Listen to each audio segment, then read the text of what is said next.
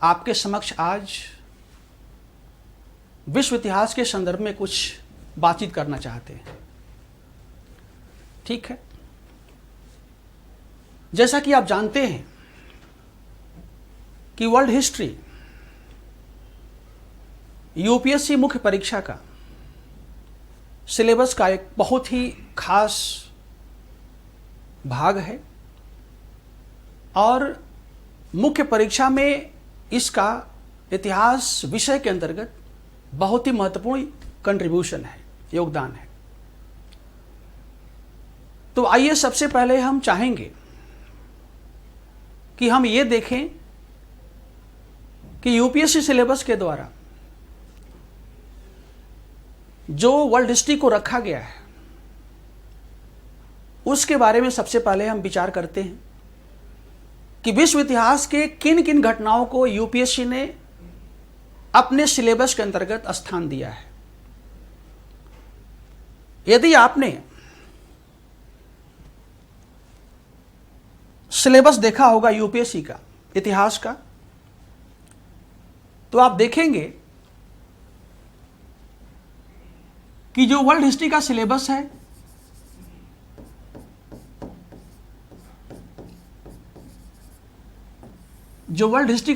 है उसमें जिन घटनाओं को रखा गया है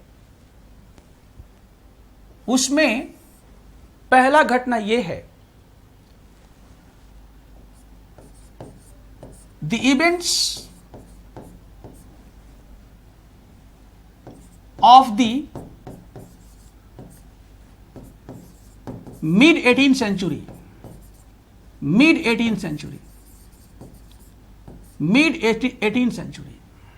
यानी कि 18th सेंचुरी के मध्य में या उसके बाद घटित होने वाले घटनाओं का जिक्र करना है।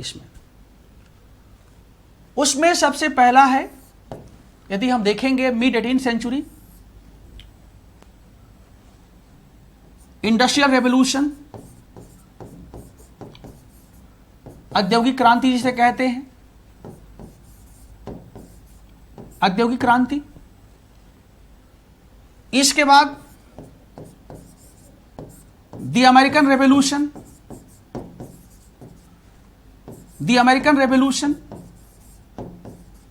जिसे हम अमेरिकी क्रांति कहते हैं।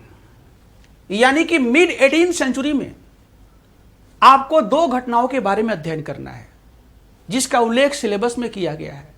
ठीक है, ये यूपीएससी में जो वर्ल्ड हिस्ट्री को रखा गया है उसका सिलेबस का पहला यूनिट यही है, events of the mid 18th century, industrial revolution and then the American revolution.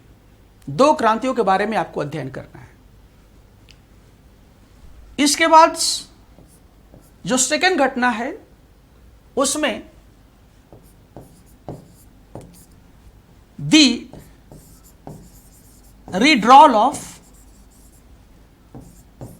National boundaries.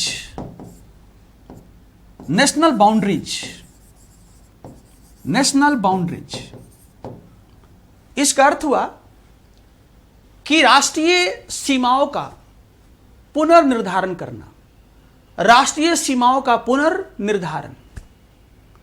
इस टॉपिक में आपको दो घटनाओं के बारे में अध्ययन करना है। इसमें पहला है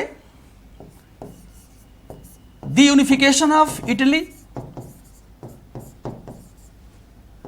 इटली का एकीकरण,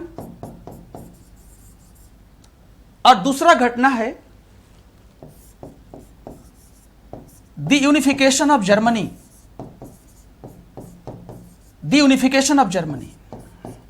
जर्मनी का एकीकरण। यानी कि ये चार टॉपिक हो गए, industrial revolution 1, the American revolution number 2, unification of Italy number 3 and the unification of Germany number 4। अब सिलेबस में जो अगला टॉपिक है यानी कि नंबर 3, वह है वर्ल्ड वॉर्स यानी कि विश्व युद्ध, इसमें आपको number 1 the first world war, प्रथम विश्व युद्ध 1914 से लेकर के 1918 तक, ये पहला टॉपिक है। और दूसरा है the second world war. The second world war यानी द्वितीय महायुद्ध 1939 से लेकर के और 1945 तक, इन 2 वॉर्स के बारे में अध्ययन करना है, the first world war and then the second world war. जो चौथा टॉपिक है उसमें उल्लेख किया है the political philosophies. The political philosophies यानी राजनीतिक दर्शन, जैसे कैपिटलिज्म पूंजीवाद, सोशलिज्म समाजवाद एंड कम्युनिज्म साम्यवाद, इन तीनों विचारों के बारे में अध्ययन करना है, कैपिटलिज्म, सोशलिज्म एंड कम्युनिज्म। और इसी में आगे दिया है it's form and it's impact on society, on society, यानी कि इनका प्रकार क्या है, इन विचारों का प्रकार क्या है और फिर समाज पर इनका क्या प्रभाव है, यानी समाज को कैसे प्रभावित करते हैं। यही आपका सिलेबस है वर्ल्ड हिस्ट्री का, यही सिलेबस है आपका वर्ल्ड हिस्ट्री का। यानी कि जो मुख्य परीक्षा का सिलेबस है इतिहास का, उसमें आप देखेंगे कि इतिहास के 3 सेगमेंट को रखा गया है। पहला हो गया मॉडर्न इंडिया, मॉडर्न इंडिया हो गया, ठीक, आधुनिक भारत, अब प्लस पोस्ट इंडिपेंडेंस,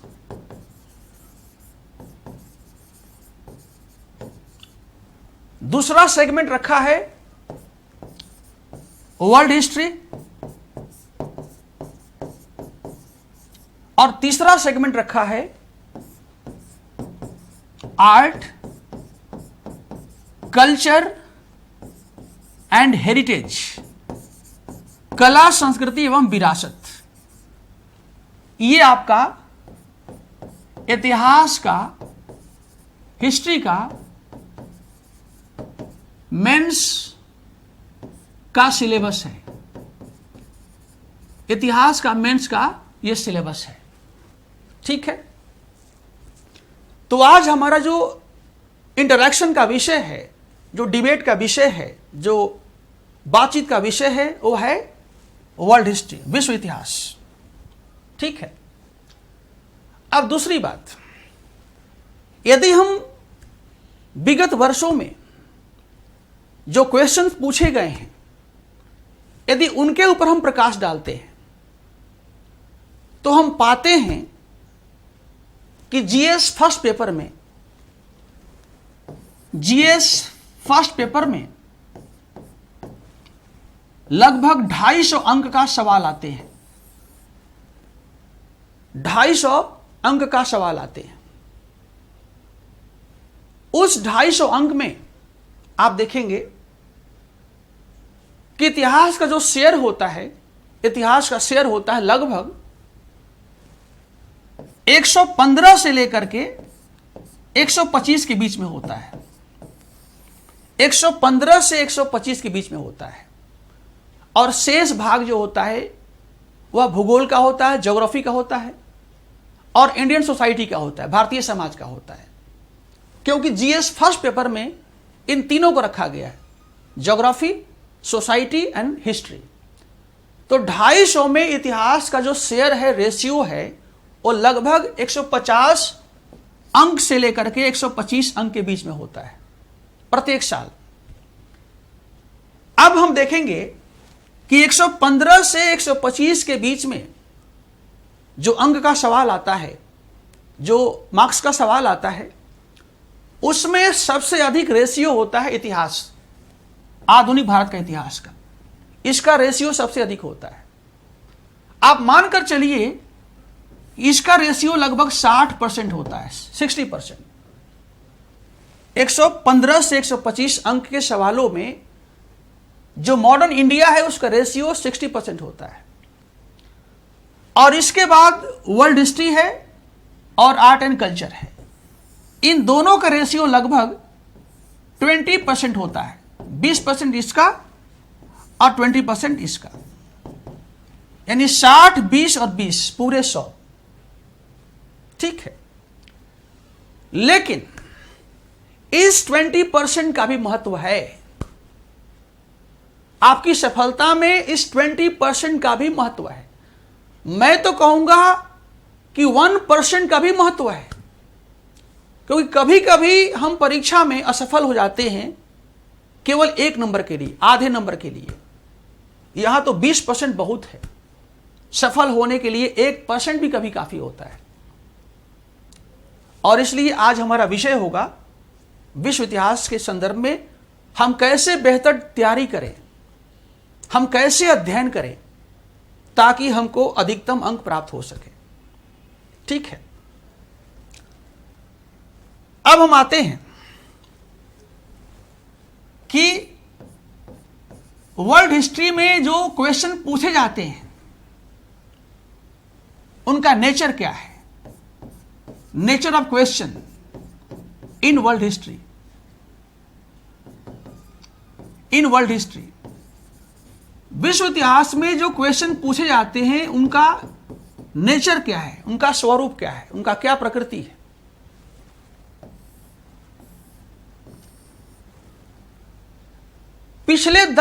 पिछले हम देखते हैं 2013 से, क्योंकि 2013 से ही मुख्य परीक्षा में आधुनिक भारत के साथ वर्ल्ड हिस्ट्री को भी रखा गया है। 2013 से लेकर और 2019 के बीच में वर्ल्ड हिस्ट्री से कुल 12 क्वेश्चन आए हैं। 12 क्वेश्चन पूछे गए हैं 2013 से लेकर के 2019 के बीच में। यदि हम 12 प्रश्नों पर विचार करते हैं, उनका नेचर देखते हैं, तो हम पाते हैं कि सामान्य तौर पर 3 तरह से प्रश्न पूछे गए हैं। Means they have asked question of world history by 3 different dimension. पहला है, कुछ सवाल ऐसे पूछे गए हैं जो एक विशेष घटना पर आधारित हो, जो एक विशेष घटना पर आधारित, विशेष घटना पर आधारित,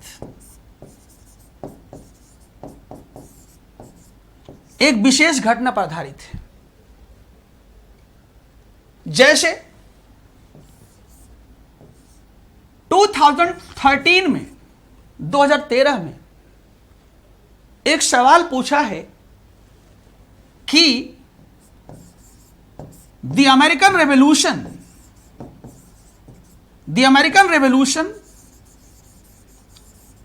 was a revolt against mercantilism. Comment 2013 में पूछा है कि the American revolution was a revolt against mercantilism। यानी यह सवाल विशेष तौर पर एक घटना को केंद्र में रखकर पूछा गया है। In this question the main event seems to be the American Revolution, and so in this question you have to write how American Revolution was against mercantilism। यानी कि इस सवाल में आपको दो बातों का उत्तर देना है। Number one, what is mercantilism, इसको हिंदी में हम कहते हैं वाणिज्यवाद कहते हैं, हिंदी में इसे वाणिज्यवाद कहते हैं। तो आपको बताना है इस सवाल में कि व्हाट इज मर्केंटिलिज्म, और दूसरा, उस क्वेश्चन का दूसरा भाग होगा, उसमें बताना है कि how American revolution was opposing mercantilism. अमेरिकी क्रांति वाणिज्यवाद को, मर्केंटिलिज्म को कैसे विरोध कर रही है। यानी यह सवाल जो है it is based on a single और a particular event, that is American revolution. ठीक है, तो 2013 से लेकर 2019 के बीच में सामान्य तौर पर कुछ ऐसे क्वेश्चन किए गए हैं जिसमें they have focus A particular event, एक खास घटना को फोकस किया है। इसके बाद आप देखोगे कुछ ऐसे सवाल पूछे गए हैं जिनका संबंध दो घटनाओं से है। उसमें दो घटनाएं हैं, टू इवेंट्स, दो घटनाएं, और दोनों घटनाओं को मिला करके, संयुक्त करके, कंबाइंड करके एक प्रश्न बनाया गया है। जैसे हम एग्जाम्पल देते हैं कि 2015 में एक सवाल आया है, 2019 में एक सवाल आया है कि सवाल है the American and the French revolution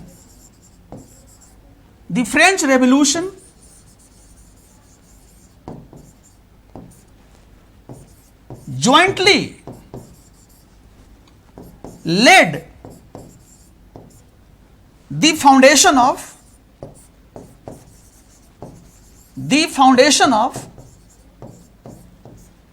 modern world। modern world।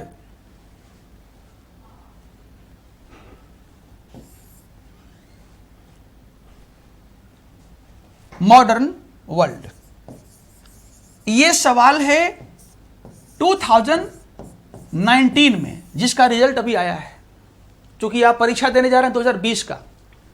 अब देखिए 2019 में जो सवाल पूछा है, in this question they have placed two events, one was American revolution and the second was the French revolution.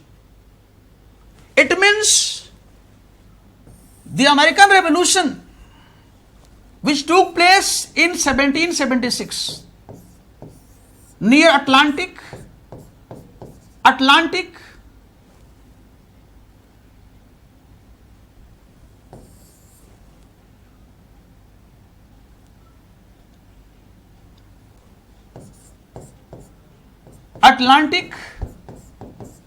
and the French Revolution belongs to Europe.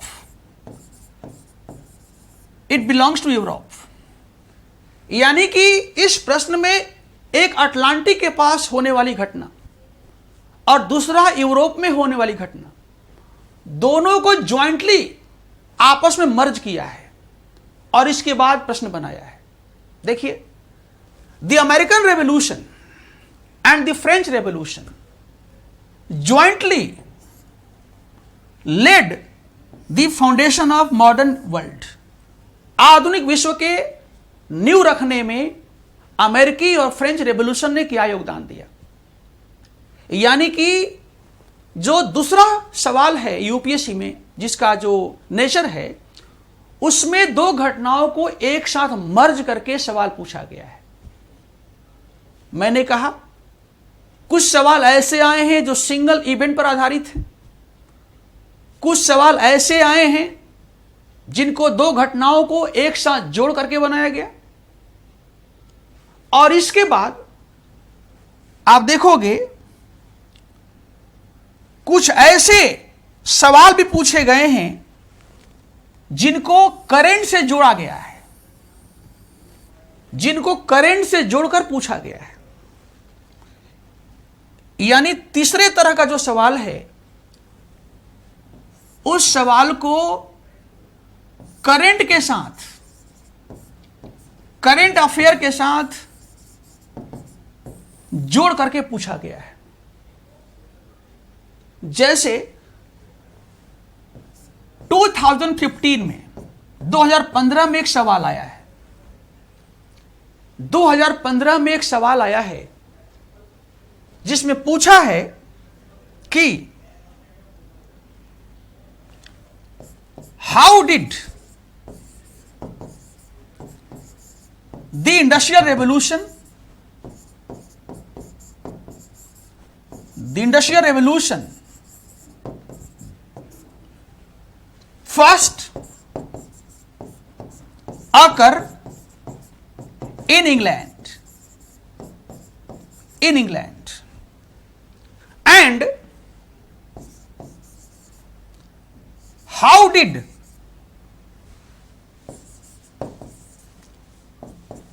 it leave impact on British society, on the British society। इसके बाद इसी में जोड़ा है कि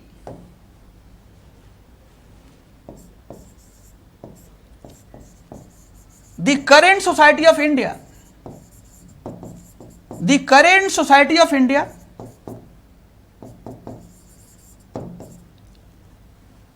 could be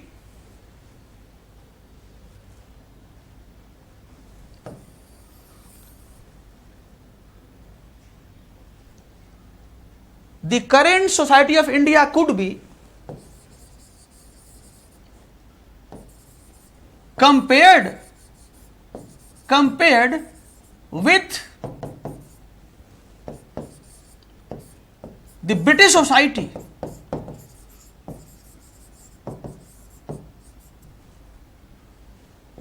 of the period of industrial revolution,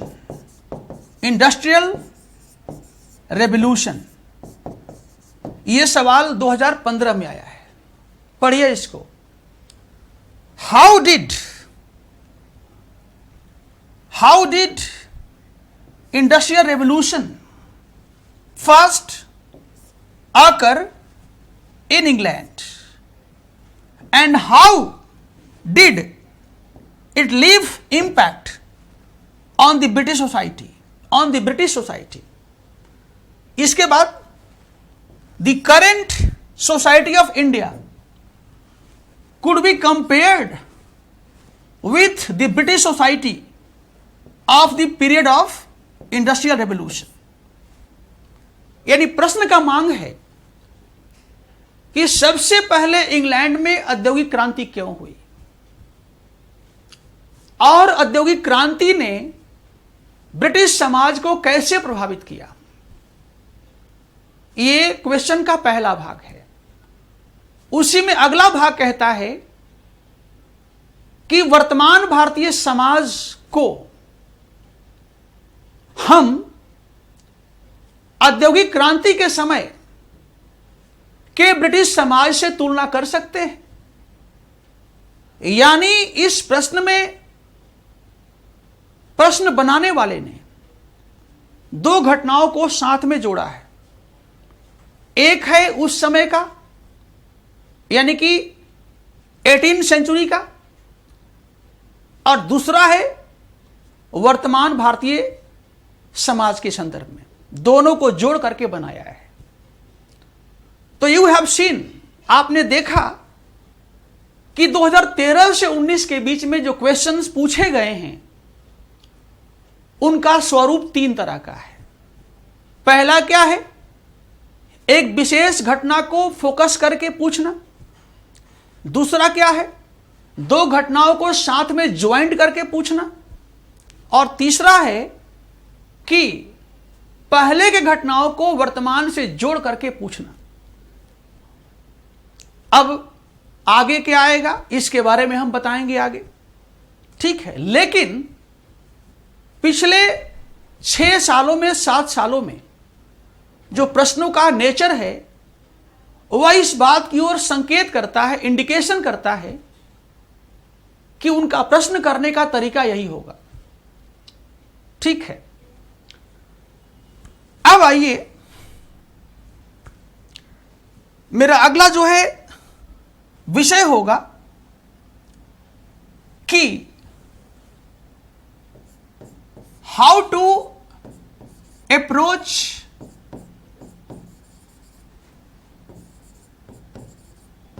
this syllabus of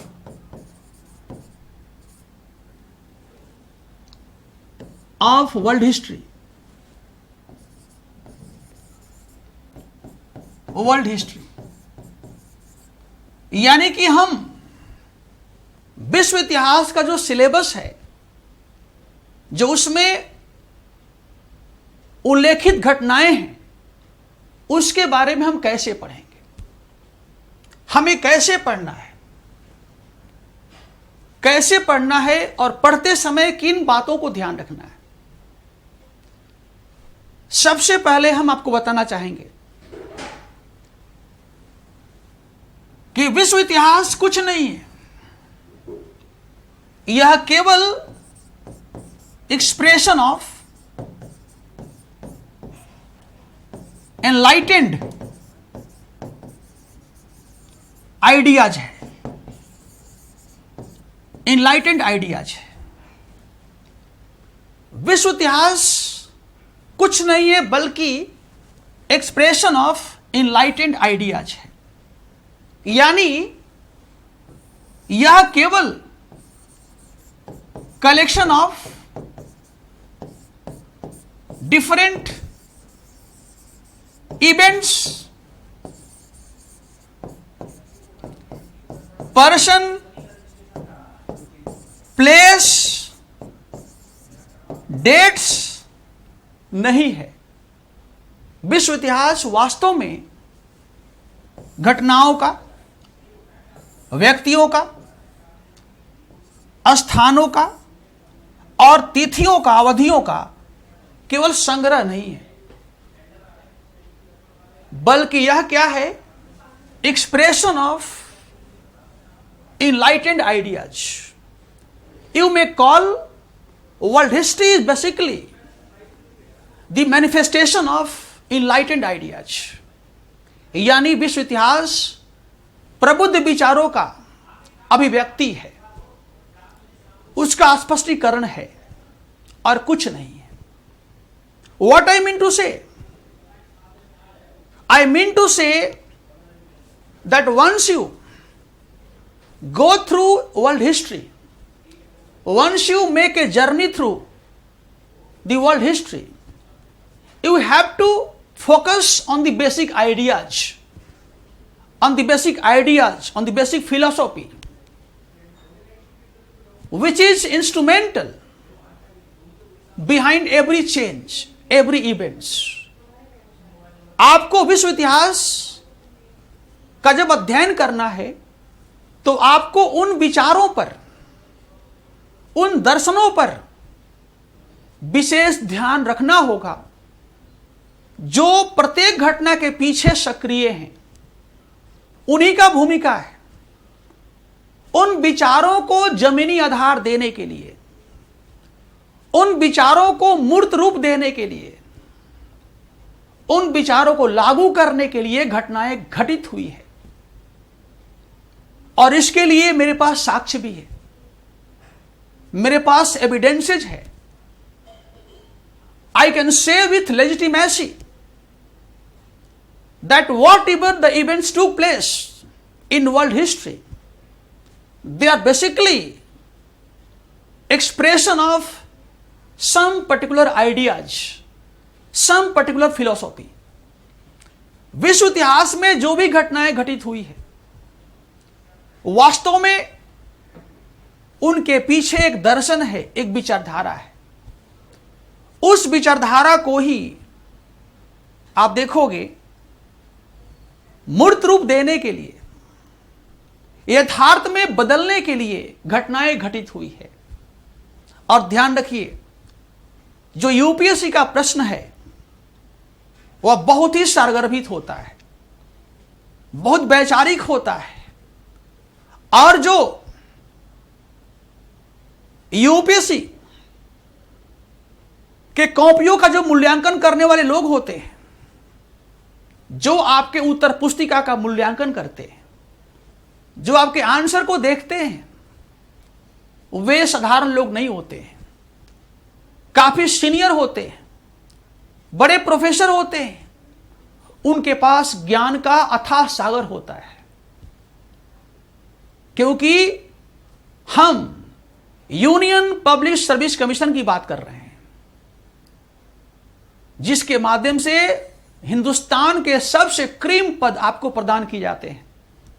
इसलिए इस परीक्षा में जो मूल्यांकन होता है वह प्रत्येक विषय के जो सीनियर लोग होते हैं, काफी अनुभवी होते हैं, एक्सपीरियंस होते हैं, उनके द्वारा आपका आंसर का जांच किया जाता है। और इसलिए उनको प्लीज करने के लिए, उनको खुश करने के लिए, उनसे नंबर प्राप्त करने के लिए आपको अपने आंसर को काफी जो है गहरा बनाना होगा, काफी सरगर्भित बनाना होगा, काफी वैचारिक बनाना होगा। क्योंकि यदि आपके आंसर में विचार नहीं है, आइडियाज नहीं है, तो आपको अंक मिलने वाला नहीं है। ध्यान दीजिएगा। और इसलिए मेरा पहले से अपील है कि you have to focus on the ideas, on the philosophies which becomes momentous behind every change। प्रत्येक चेंज के पीछे उनका एक सक्रिय भूमिका होता है। जैसे हम एग्जाम्पल देते हैं, आप देखोगे एक तानाशाह है, आप नाम सुने होंगे, उसका नाम है नेपोलियन। उसका नाम है नेपोलियन, नेपोलियन बोनापार्ट। फ्रांस का तानाशाह है, बाद में राजा बनता है। नेपोलियन ने कहा, if Rousseau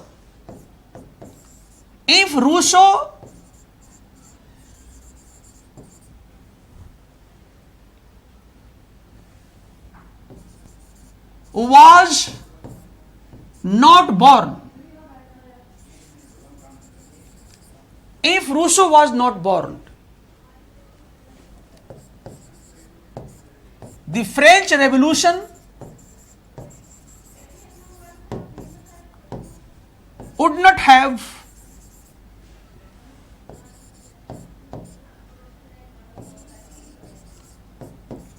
taken place। Napoleon ने कहा कि यदि रूसो पैदा नहीं होता, तो फ्रांस में क्रांति नहीं होती। इसका मतलब क्या है? इसका मतलब साफ साफ है कि it was Rousseau whose ideas brought French Revolution in 1789। इसका साफ अर्थ है कि behind French revolution it was the Rousseau philosophy।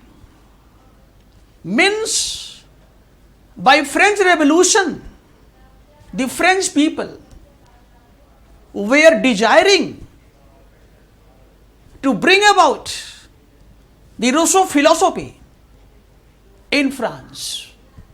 इसका साफ साफ अर्थ है कि फ्रेंच क्रांति के माध्यम से, फ्रांस की क्रांति के माध्यम से वहां के लोग रूसो के विचारों को यथार्थ में तब्दील करना चाहते थे, यथार्थ में परिवर्तित करना चाहते थे। अर्थात इसका अर्थ क्या हुआ? इसका अर्थ हुआ विचार, आइडियाज, फिलॉसफी। क्योंकि नेपोलियन इस बात को स्वीकार करता है कि फ्रांस में क्रांति इसलिए हुई क्योंकि वहां क्रांति के लिए एक विचारधारा था, वहां पर रूसो को लाना है। और रूसो को लाने के लिए लोगों ने क्या किया कि लुईस 16 का विरोध किया, जो फ्रांस का राजा था, कि हम चाहते हैं डेमोक्रेसी। यानी कि रूसो क्या कहता है? रूसो डेमोक्रेसी की बात करता है। रूसो का सिद्धांत है जनरल विल, जनरल विल, जिसको हिंदी में हम समान इच्छा कहते हैं। Rousseau propounded the idea of general will, that is democracy. And just to make this general will a reality, the French people opposed Louis XVI, who was a despotic monarch of France, जो France का निरंकुश राजा था। It means in order to understand the French Revolution, you have to first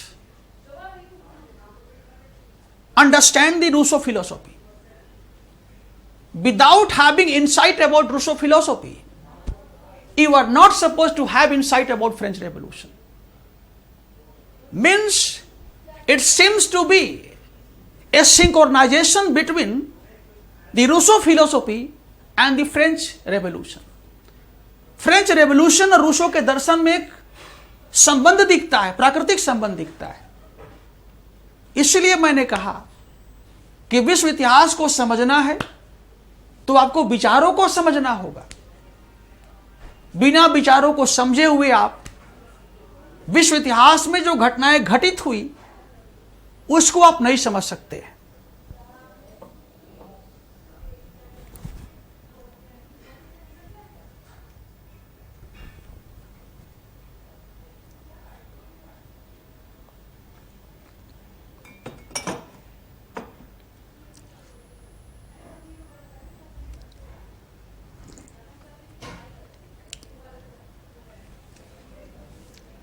इसी तरह हम देखते हैं कि एक जर्मन फिलोसोफर है, एक जर्मन फिलोसोफर है जिसका नाम है हीगल,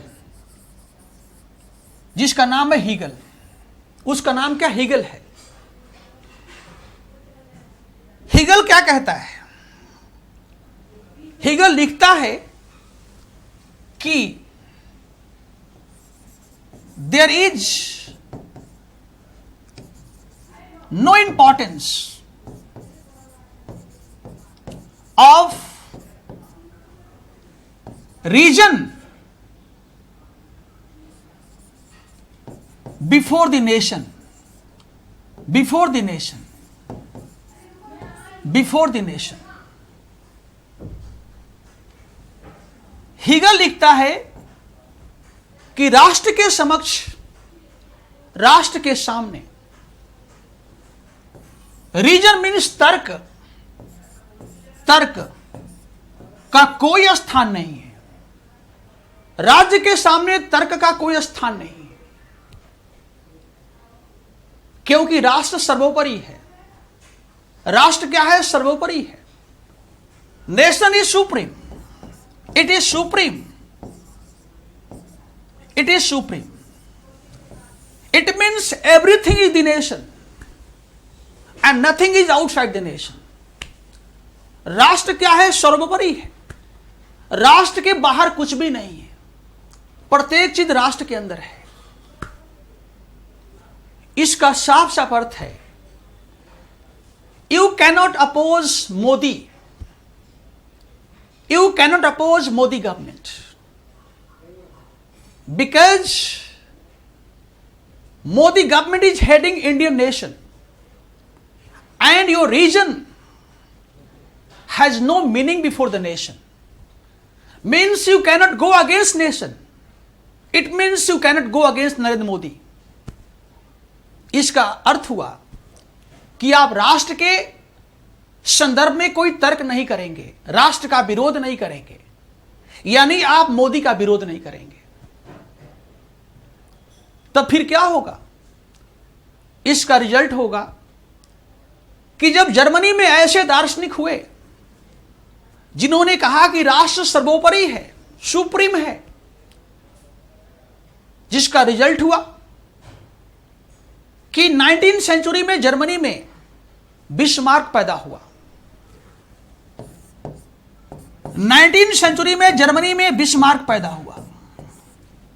बिस्मार्क पैदा हुआ जो संविधान की बात नहीं करता था, जो लोकतंत्र की बात नहीं करता था, जो प्राकृतिक अधिकारों की बात नहीं करता था, जो लिबर्टी की बात नहीं करता था, जो इक्वालिटी की बात नहीं करता था, जो डेमोक्रेसी की बात नहीं करता था, जो कॉन्स्टिट्यूशन की बात नहीं करता था, वो बात करता था ब्लड एंड आयरन पॉलिसी। वो बात करता था ब्लड एंड आयरन पॉलिसी, जिसे हम कहते हैं रक्त एवं लौह की नीति। यही व्यक्ति है who was instrumental to ensure the unification of Germany by defeating Denmark, Austria, and eventually France. His only mission was to make Prussia a strong nation. To make Prussia a strong nation by any means. By any means. It means for Bismarck and was nothing. For Bismarck, means was nothing. His main goal was to get the end by any means. सोचिए, जिस राष्ट्र में ऐसे दार्शनिक होंगे, ऐसे thinker होंगे जो कहेंगे कि राष्ट्र के सामने तर्क का कोई औचित्य नहीं है, उसका कोई महत्व नहीं है, उस देश में विरोध करने की परंपरा समाप्त हो जाएगी। और जिस देश में विरोधी नहीं होंगे, उस देश में लोकतंत्र की परंपरा स्थापित नहीं होगी, क्योंकि लोकतंत्र का आधार ही होता है कि हम उसमें आपस में डिबेट करते हैं, आपस में हम उसका अपोजिशन भी करते हैं और हम उसे स्वीकार भी करते हैं। जिस देश में विरोध की परंपरा नहीं होगी, वहां का सिस्टम निरंकुश हो जाएगा, डिस्पोटिक हो जाएगा। व्हाट आई मीन टू से, आप देख सकते हैं कि once again the Hegel philosophy eventually promoted for the background of Bismarck, who unified the whole Germany not by non-violence and satyagraha as Gandhi did in India, but by the policy of blood and iron. And so, my dear, once again I would like to appeal you to focus on the ideas, on the perception, on the philosophy. Because once you capture the philosophy, the basic ideas, it becomes easy for you to understand the whole events of the world history in totality. In totality. So always make effort to be sound at the level of ideology. Because once your ideology is clear, then you can write any question, you can analyze any question, you can draw a better conclusion also. And that's why before going ahead, I should tell you, try to understand the basic ideas behind the every events. ठीक है. Now, let us see how to begin world history. अब हम देखेंगे कि हम विश्व इतिहास का अध्ययन कैसे करेंगे. हम विश्व इतिहास का अध्ययन कैसे करेंगे. इसके लिए सबसे पहले हम एक डायग्राम बनाते हैं. उस डायग्राम में हम जिन घटनाओं को रखते हैं उनमें आपस में एक तालमेल है, एक रिलेशन है, क्योंकि हर घटना अपने बाद के घटना को पैदा करती है. जैसे आप देखोगे, the main events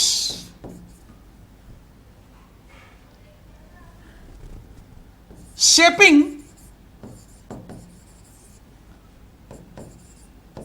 the rise and the development of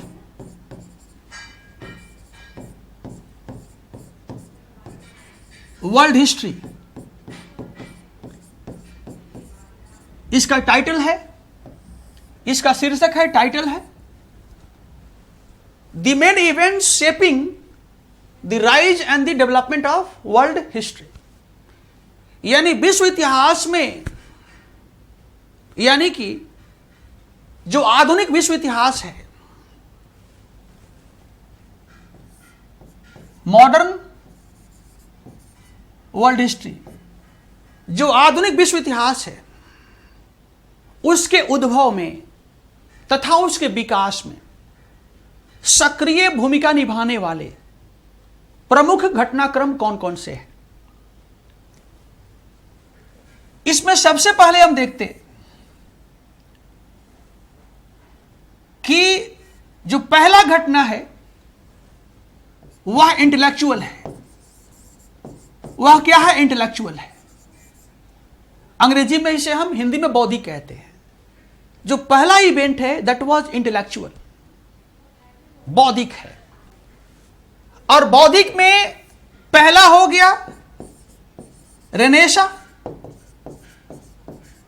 पुनर्जागरण, और दूसरा हो गया एनलाइटमेंट, प्रबोधन. प्रबोधन यानी 14th century to 16th century renaissance, and 17th and 18th century enlightenment. यानी कि आधुनिक विश्व के निर्माण करने में जो घटनाओं का विकास होता है, उन घटनाओं में सबसे पहला घटना है इंटेलेक्चुअल. इस इंटेलेक्चुअल को हम दो भागों में बांट दिए हैं. पहला रेनेसा हो गया, पुनर्जागरण, 14 to 16 सेंचुरी, और दूसरा है एनलाइटमेंट, का मतलब हुआ प्रबोधन, 17 और 18 सेंचुरी. यह पहला घटना हो गया. अब हम देखेंगे कि जो रेनेसा है, इसके माध्यम से हमें क्या मिला.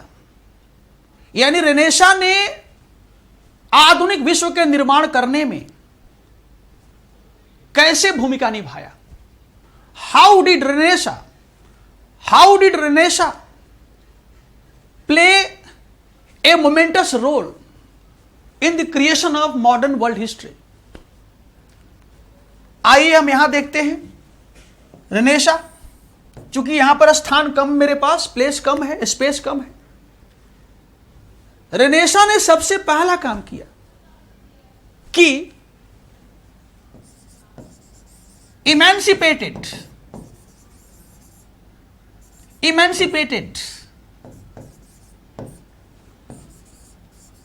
the human being from the medieval decadent traditions.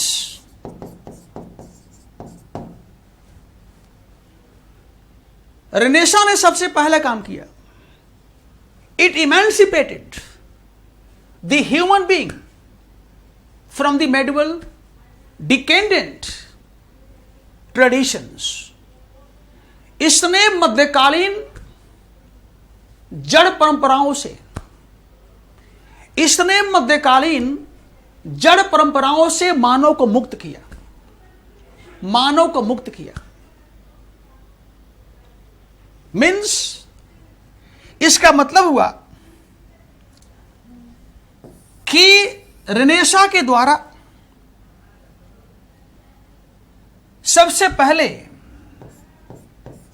Focus on the human reason, human reason. इसने मानव के हाथ में बुद्धि की, तर्क का एक छड़ी प्रदान कर दिया, बुद्धि अथवा तर्क का एक छड़ी प्रदान कर दिया। और उस बुद्धि के छड़ी के माध्यम से मानव ने समाज का, धर्म का, राजनीति का, अर्थव्यवस्था का, हर क्षेत्रों में एक नवीन जीवन पद्धति का निर्माण करना शुरू किया। ठीक है, इसके द्वारा देखोगे, रेनेसां के द्वारा पहला तो हुआ ह्यूमन रीजन पर फोकस। दूसरा, जब ह्यूमन रीजन पर फोकस हुआ, जब मानव के तर्क पर, उसके विवेक पर, उसके विजडम पर बल दिया, तो उसका परिणाम क्या हुआ? Development of science, development of science. विज्ञान को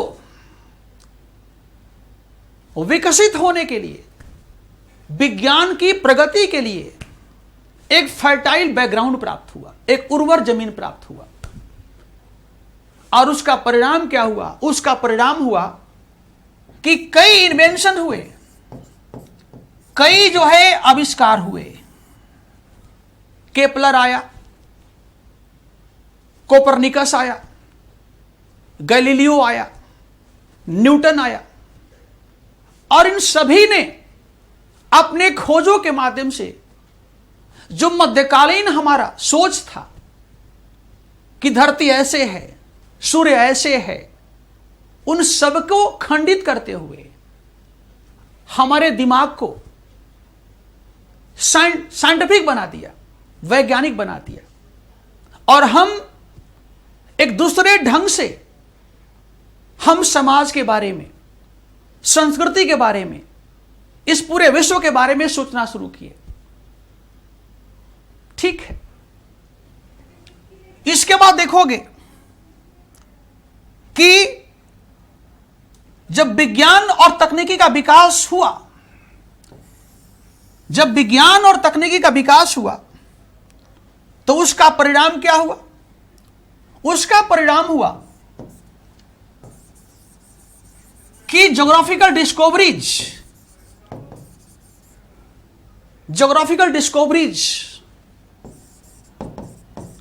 को भी सहायता प्राप्त हुआ, because they invented many instrument and that was really helpful for long geographical journey. और इसका परिणाम हुआ कि 1492 में कोलंबस ने अमेरिका खोज कर दिया, कोलंबस अमेरिका खोज कर दिया। और 1498 में वास्को डी गामा ने एक नए रूट के माध्यम से इंडिया पहुंच गए। तो यह सब रेनेसां का ही परिणाम था कि रेनेसां ने हमें वैज्ञानिक बनाया, हमारे मस्तिष्क को हेल्दी बनाया, हमें फ्री किया सोचने के लिए, हमारे अंदर की जो संभावनाएं हैं उसको उजागर किया। उसने मानव को मानव बताया। उसने कहा कि man is not the means.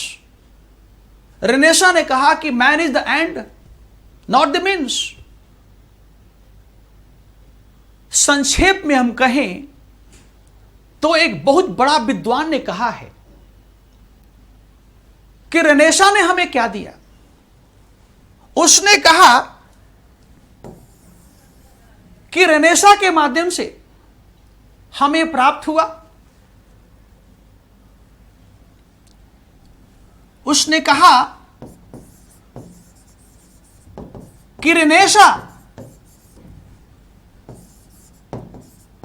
Discovery of man and the world, यह रेनेसा का सबसे बड़ा कंट्रीब्यूशन है। एक बड़ा इतिहासकार ने कहा the great contribution of Renaissance was discovery of man, मानव का खोज करना और विश्व का खोज करना। यह मानव का खोज से मेरा अर्थ है कि man was the end, man was not the means. Man was the creator, not the creation. And so man should be given, man should be given a place of dignity in society. The man cannot be subjected to fulfill such a desire which is against the human being. इसलिए मानव को कभी अधीनस्थ नहीं बनाया जा सकता। और दूसरा क्या है? विश्व का खोज। कैसा विश्व? जिसको टॉलमी कहा करता था। टॉलमी ज्योग्राफर था। वो कहता था कि पूरे ब्रह्मांड का केंद्र पृथ्वी है और सूर्य उसके चारों तरफ चक्कर लगाता है। यह मध्यकाल की फिलॉसफी थी। जब कोपरनिकस आता है तो कहता है no, it's not the earth, it is the sun which is the centre of the whole universe. Copernicus ने टॉलमी को खंडित किया, रिफ्यूटेड, और उसके माध्यम से उसने दिया सन सेंट्रिक आइडियोलॉजी, सूर्य केंद्रित विचारधारा। तो सबसे पहला घटना हो गया रेनेसा, इंटेलेक्चुअल में सबसे पहला घटना। इसके बाद देखोगे कि इंटेलेक्चुअल में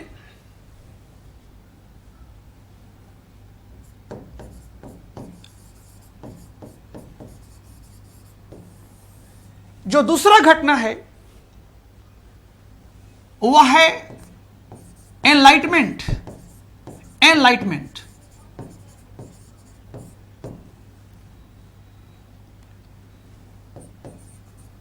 एनलाइटमेंट जिसको हम प्रबोधन कहते हैं, यानी कि पुनर्जागरण के बाद एक छोटा सा गैप होता है। ये रेनेसा है, इसका समय क्या है? 14 to 16 सेंचुरी। और इसके बाद यहां पर एक गैप है, क्योंकि यहां पर क्या है? रिफॉर्मेशन है। यहां पर रिफॉर्मेशन है, इसका समय क्या है? 16 सेंचुरी है। पहले पुनर्जागरण, पुनर्जागरण के बाद धर्म सुधार आंदोलन आया। क्यों?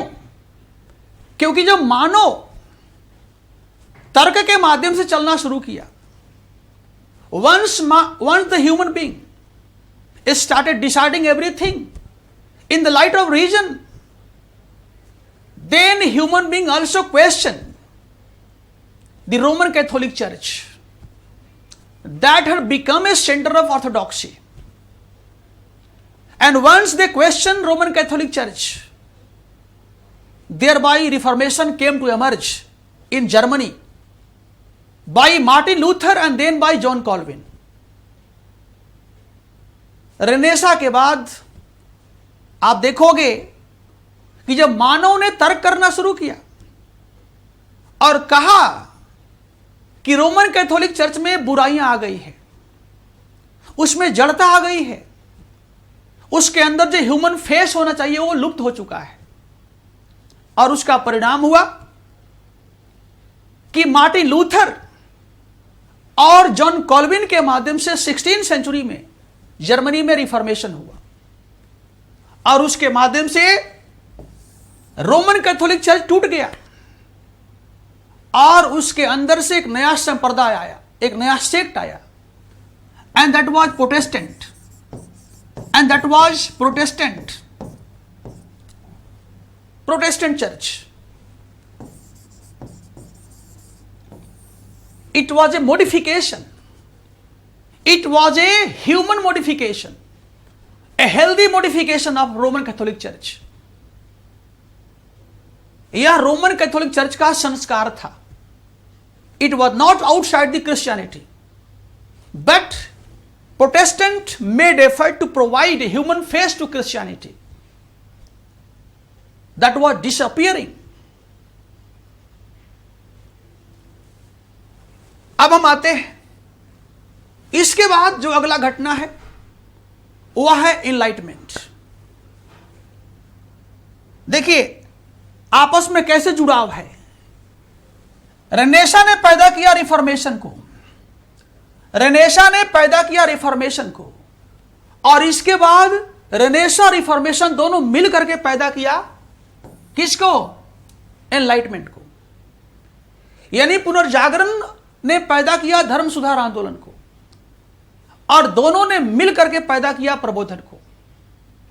आप समय देख सकते हैं, 14 to 16 सेंचुरी रेनेसा, इसके बाद 16 सेंचुरी रिफॉर्मेशन, और यह है 17 और 18 सेंचुरी। तो आइए देखते हैं प्रबोधन के बारे में। प्रबोधन में आप देखेंगे कि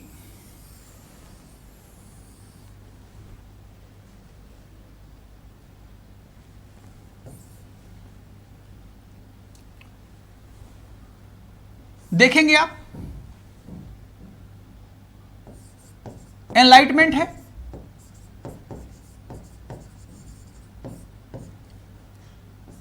इसके द्वारा जो सबसे पहला काम हुआ, प्रबोधन ने जो सबसे पहले फोकस किया वह किया लिबर्टी। दूसरा किया इक्वालिटी, तीसरा किया आइडियलिज्म, और चौथा किया fraternity means enlightenment focus on 4 basic elements. One was liberty. It means man should be given liberty. मानव को लिबर्टी प्राप्त होना चाहिए, क्योंकि मानव जो है वह स्वतंत्र पैदा हुआ है, और इसलिए he should have liberty to design his own fate, to determine his own destiny. मानव को उतना लिबर्टी मिलना चाहिए ताकि वह अपने बारे में सोच सके। अब यह है लिबर्टी कितने तरह का मिलना चाहिए। लिबर्टी में सबसे पहला पॉलिटिकल लिबर्टी मिलना चाहिए। दूसरा क्या है? इकोनॉमिक लिबर्टी मिलना चाहिए। और तीसरा है कि कल्चरल लिबर्टी मिलना चाहिए। कल्चरल लिबर्टी मिलना चाहिए।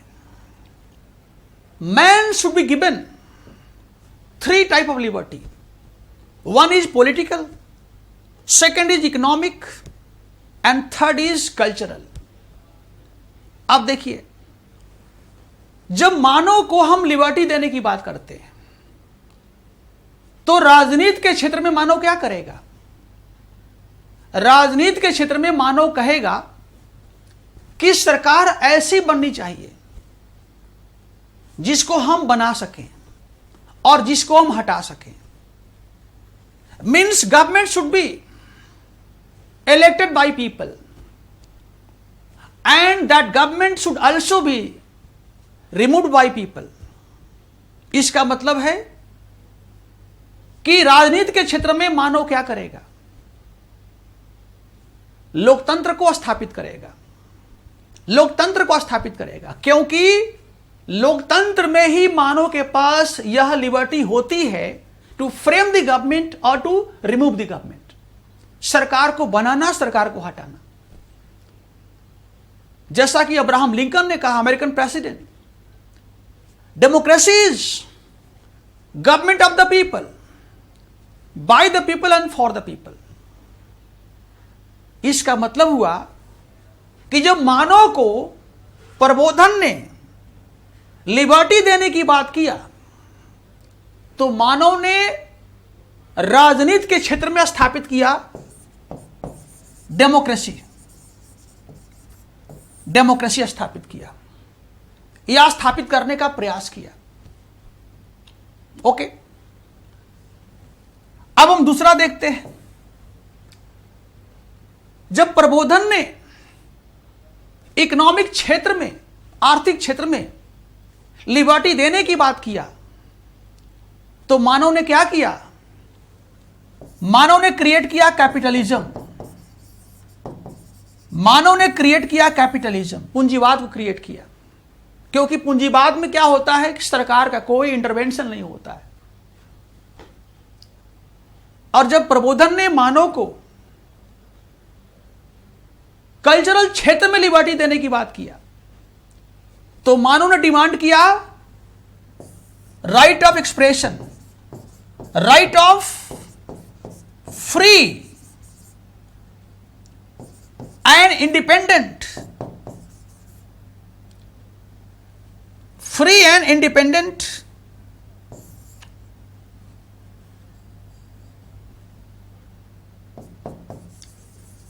इंडिपेंडेंट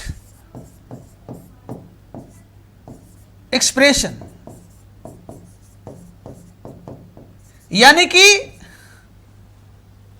जब सांस्कृतिक क्षेत्र में मानव को प्रबोधन ने लिबर्टी देने की बात किया तो मानव ने कहा we want the right to speak freely without any fear and apprehension.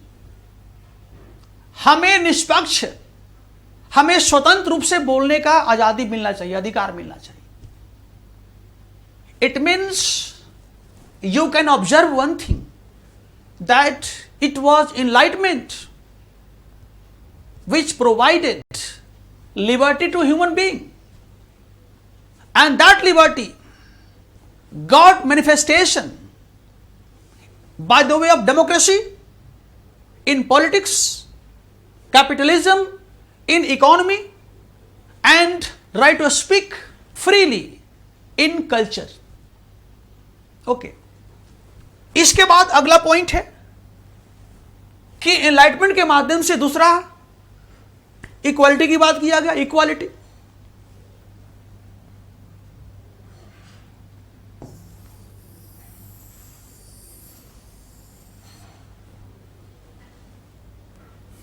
Equality यहां पर हम देखेंगे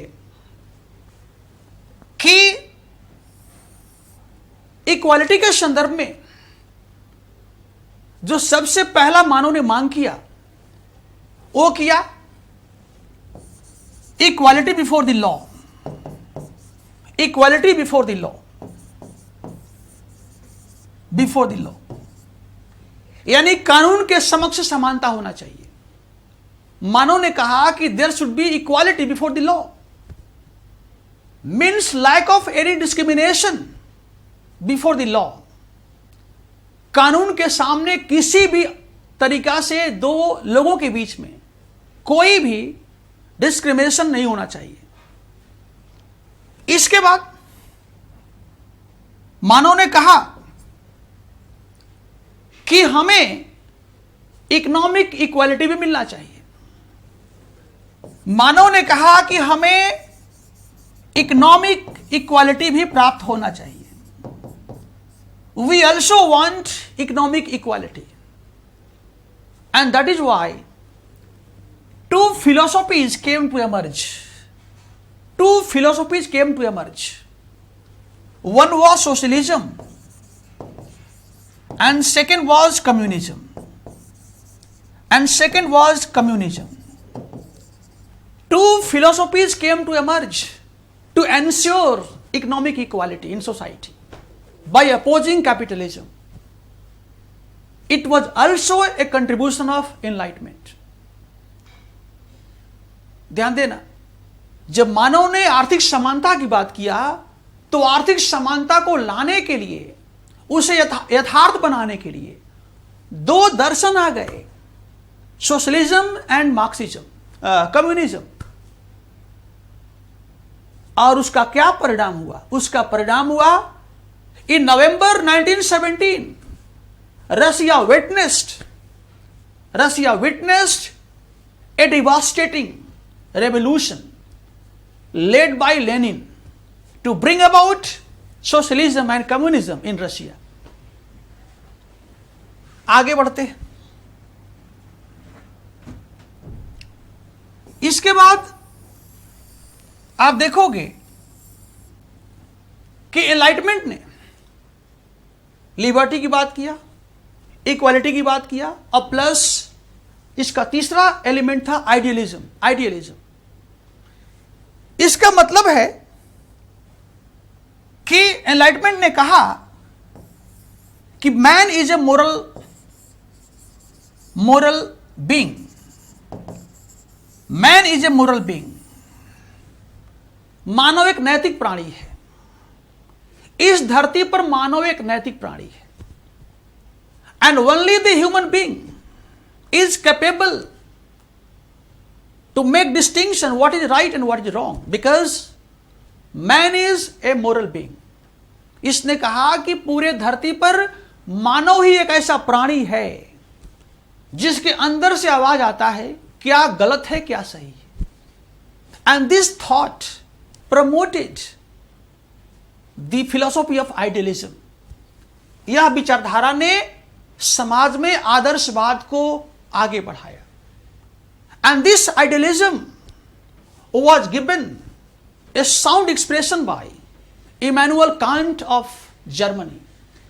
और आदर्शवाद के विचार को आप देखोगे कि कांट के माध्यम से एक दार्शनिक आधार प्राप्त हुआ। कांट जर्मनी का था। इसके माध्यम से एक उर्वर जमीन प्राप्त हुआ। ठीक है, अब आइए चौथा है फ्रैटर्निटी। चौथा है फ्रैटर्निटी। इसमें आप देखेंगे कि प्रबोधन ने केवल लिबर्टी का, केवल इक्वालिटी का, केवल आइडियलिज्म का ही बात नहीं किया, बल्कि एनलाइटमेंट ने यह भी कहा कि समाज के सभी लोग भाई भाई हैं। We all are brothers. हम सब भाई हैं। वसुधैव कुटुंबकम, the whole world is a family. It means this philosophy of fraternity promoted, number one, the end of feudalism. The end of feudalism. Number two, the evolution of nationalism. Nationalism.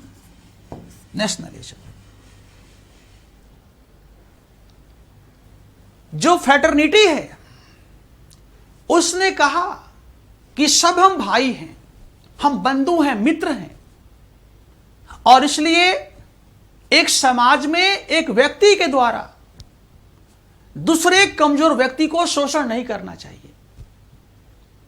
हम जो है सशक्त हैं तो हमें निःशक्त का शोषण नहीं करना चाहिए। और जिसका परिणाम हुआ कि यूरोप में जो सामंतवादी विचारधारा था, जो फ्यूडलिज्म था, that was based on subjection and exploitation, जो कि किसी को अधीनस्थ बनाने पर और उसका शोषण करने पर आधारित था, वह समाप्त हो गया और उसके स्थान पर आया राष्ट्रवाद, नेशनलिज्म आया। और जब नेशनलिज्म आया तो आप देखोगे कि उसके आधार पर यूरोप में दो नए राष्ट्रों का निर्माण हुआ। One was Italy and second was Germany,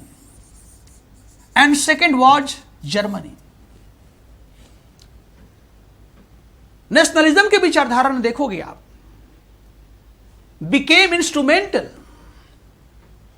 to emancipate two people, Italy and German, from the clutches of subjection, imperialism, feudalism.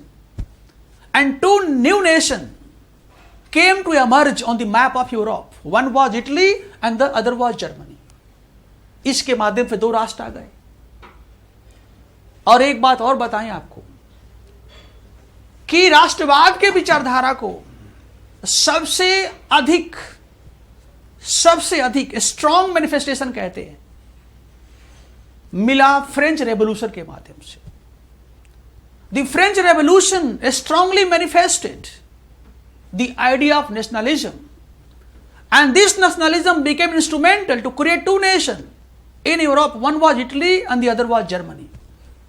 So we can say in brief, it was enlightenment which brought about the massive change in the whole topography of Europe, and later on it also left profound impact on the whole world. India was not also aloof from the reach of enlightenment. Raja Mohan Rai, Vivekanand, they are also supposed to be profoundly influenced with the ideology of enlightenment. अब हम देखते हैं, मैंने कहा था आप लोगों से कि विश्व इतिहास में जो पहला इवेंट है वह मैंने कहा था इंटेलेक्चुअल। इसको हम लोग समझ लिए, यह समाप्त हो गया।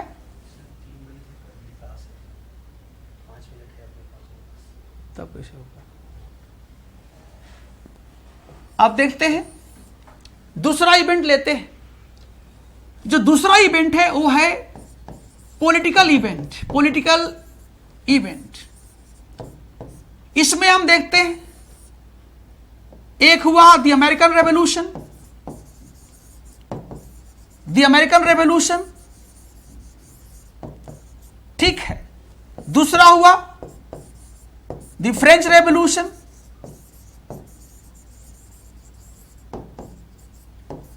तीसरा हुआ रशियन, और चौथा हुआ चाइनीज रेवोल्यूशन। यानी कि विश्व इतिहास में 1 2 3 4 5 चार घटनाएं भी घटित हुई। And all the 4 events they also jointly contributed in the creation of modern world. Once again, I should tell you, all the 4 events were basically reflection of the ideology of enlightenment. Because by the 4 revolution, by the 4 events, the message, the essence of enlightenment got manifestation in different nations of Europe. ठीक है, यानी कि चारों घटनाओं में हम देखते हैं कि प्रबोधन का विचारधारा ही नजर आता है।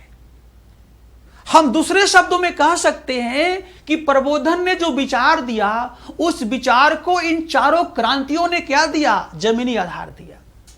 अब इसके डिटेल्स के बारे में हम लोग जब पढ़ेंगे तो हम लोग पढ़ेंगे। अभी मेरा उद्देश्य है केवल एक हाईलाइट करना, क्या पढ़ना है, कैसे पढ़ना है, आपस में संबंध बनाना। 2 घटनाएं हो गई। तीसरा घटना देखते हैं, पहला इंटेलेक्चुअल, दूसरा पॉलिटिकल, तीसरा हम देखते हैं इकोनॉमिक। तीसरा है इकोनॉमिक में हम देखेंगे कि इंग्लैंड में क्या हुआ इंडस्ट्रियल रेवोल्यूशन हुआ, इंग्लैंड में हुआ इंडस्ट्रियल रेवोल्यूशन, औद्योगिक क्रांति। ध्यान देना।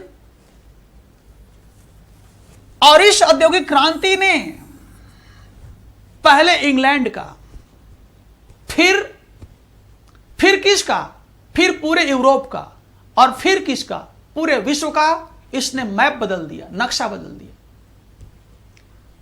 एक इतिहासकार है, वो कहता है कि मानव सभ्यता में आग मतलब फायर और मेटल्स का मतलब धातु, कॉपर।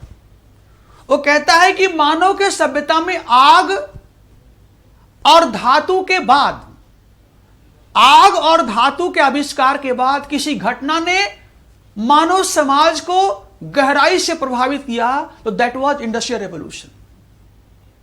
उसके विचारों में दम है, वो सही बोलता है। और इसके बाद क्या होता है, दो घटनाएं घट गई। इसके बाद हम देखेंगे चौथा, जो चौथा घटना है वह क्या है, वर्ल्ड वॉर है।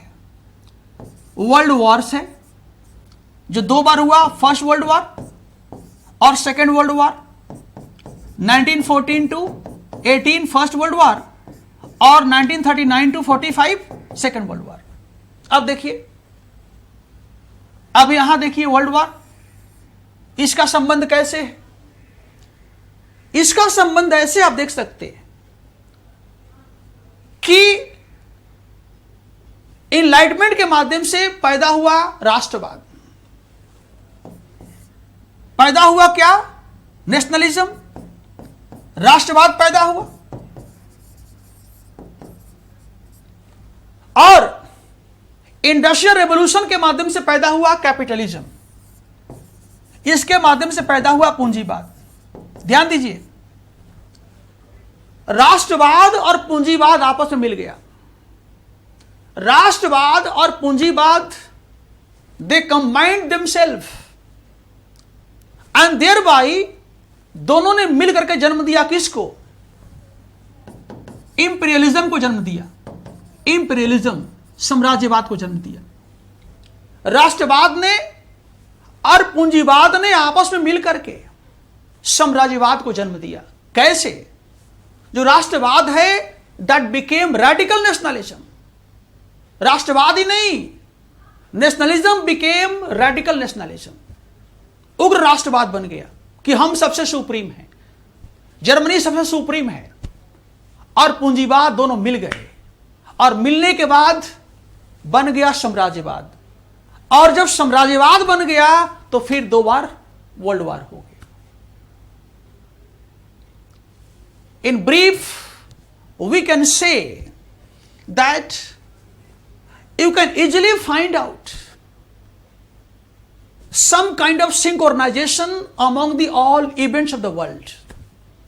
So my message is, don't try to study any event in an isolated way, because in isolation you cannot develop a better historical insight about the world history.